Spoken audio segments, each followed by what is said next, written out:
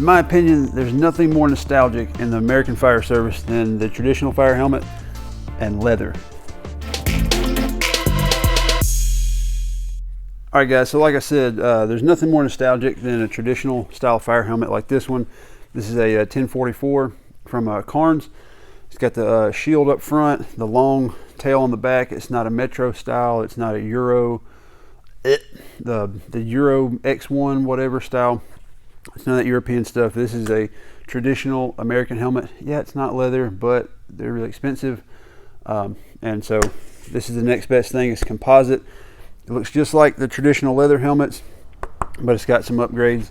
Like this one has a the flip down screen, which is hard to do when you're not wearing it like that. Leather doesn't have that. But anyway, we're not talking about the helmet that much. We're talking about this leather chin strap.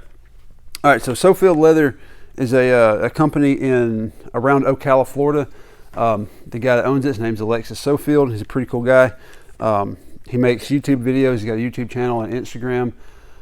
His main thing, I think he started with like firefighter leather, you know, suspenders, radio straps, chin straps, glove straps, that sort of thing. And you know, he's got awesome videos on how he crafts this stuff.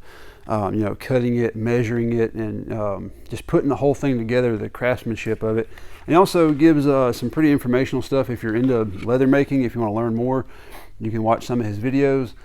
You know, he goes through the process, what tools he uses, why he uses certain tools and techniques, and it's just really informative and just good stuff to watch, entertaining also.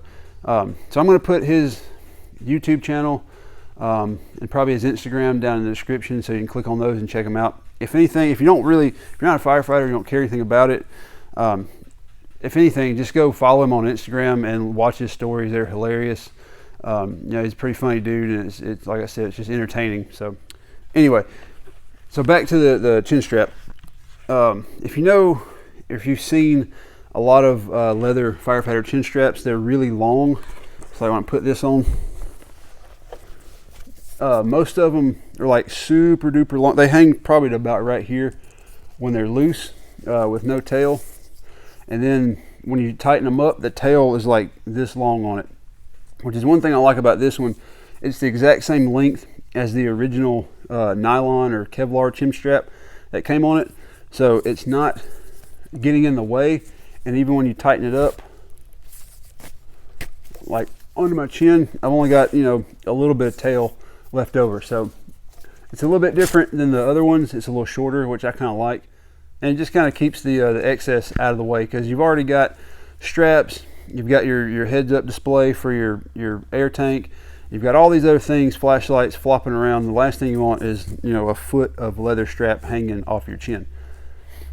All right, so we've already talked about the length and kind of the design of it. Let's get into the parts and pieces of it. Right here, you've got 2 Chicago screws that are brass, which match the brass rivets all the way through it. He's got one right here to hold the clip on, and to hold a little cover right there, just so it makes a smooth on your face when you tighten it up. He's got another one right here, which is pretty cool, little design right here.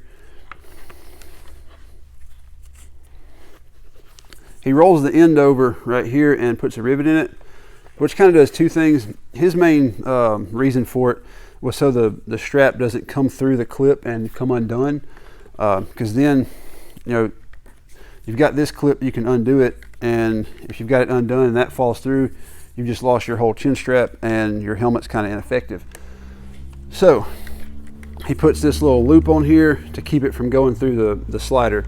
But another thing that I kind of like is it gives you a handle, like a reference point to grab when you tighten it. You know, if you've got gloves on, like big bunker gloves, you don't have a whole lot of dexterity, so any little thing that helps locate something and get a purchase on it is better. So yeah, we come down here, and this side, it's got the quick release. It's just like the yellow ones that come on all the Carnes helmets and all the other helmets, but it's black, so it blends in a whole lot better. You know, nobody likes the bright yellow stuff like that. You want it to be subtle and blend in. Again, brass rivets up here, 2 more Chicago screws on the loop for the 1044. This will also work on a 1010, and of course the 880 Chicago's. all your leather helmets, anything with that loop right there, it'll fit in. Some of the Metro helmets, I think the strap like integrates into the shell under, so it's not going to work with that. You shouldn't have that helmet anyway. You should get a cool helmet like this. But anyway, if it's got that loop right there, this chin strap will work on it. All right, so we've gone over kind of the parts and pieces of it. Let's get into some of the detail. These rivets, if you've watched some of his videos, he'll show you how he sets the rivets, and he actually uses 2 tools in a 3-step process. Actually a little bit more than that, but he'll use the first rivet setter and push it down, and it locks it.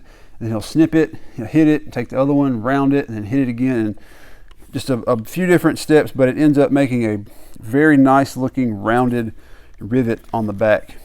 If you look, all the rivets and the Chicago screws are smooth side out, so it makes a really nice appearance on the outside. And the colors, you know, they match really well with this brown. I think this is medium brown. I could have gone with black, but like black leather, I just think, you know, the Kevlar is black and it's kind of subtle and you don't really notice it. I kind of wanted this brown color just because I wanted it to stand out a little bit. You know, we wear, in this department, we wear tan or khaki turnouts, and I just thought this medium brown would look really good with the tan turnouts, and it does. Even, you know, sitting on this black helmet, looks really nice. It's a traditional kind of brown color along with this traditional helmet, and it just looks great. So yeah, guys, if you're looking for some firefighter leather, go look up Sofield Leather. He's a cool guy. He makes really nice stuff. He makes suspenders, radio straps, chin straps, glove straps. It's all made in his garage by him. And I think he's even coming out with some new stuff, maybe a bunker belt for bunker pants. You know, some of the newer style turnout pants have integrated belts in them. So he might be making a leather belt, which would be super cool because my bunker pants have a belt in it, and so, you know, I'll be tempted to have to get a belt to match this thing. But anyway, if you want some leather made by a firefighter, handcrafted in the US, check out Sofield Leather.